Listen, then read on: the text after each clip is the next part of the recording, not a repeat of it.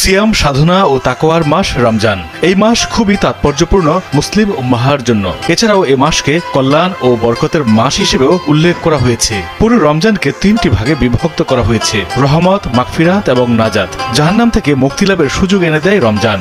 ফজিলতপূর্ণ এই মাসটিতে মহান রাব্বুল আলামিন বহু ফজিলত ও মর্যাদা দিয়ে অভিষিক্ত করেছেন। মাহে রমজান মুমিনদের আত্মশুদ্ধি ও আত্মগঠনের জন্য এক অনন্য সময় বলে উল্লেখ করা হয়েছে। দরজায় করা নাড়ছে বরকতময় এই মাস। তাই তো রমজানের প্রস্তুতি শুরু করেছেন বিশ্বের সব মুসলিম নরনারী।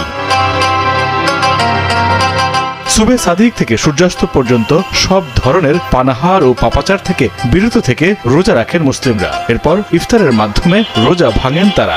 চাঁদ দেখা সাপেক্ষে এবছর পবিত্র রমজান মাস শুরু হতে পারে 11 মার্চ থেকে। ভৌগোলিক অবস্থান ভেদে অন্যবারের মতো এবারও রোজা রাখার সময় এক এক দেশে এক এক রকম হবে। ধারণা করা হচ্ছে এবছর এক একটি রোজা হবে 12 থেকে 18 ঘন্টা।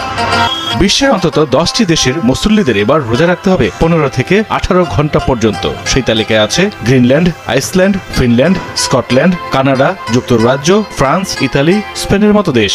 অন্যদিকে আফ্রিকা ও এশিয়ার দেশগুলোতে তুলনামূলক কিছুটা কমে আসবে ইফতারের সময়। অন্তত 12 থেকে 14 ঘন্টা রোজা রাখবেন New Zealand, Chile, Kenya, Indonesia, Bharat, Pakistan, এমনকি বাংলাদেশের মুসল্লিরা।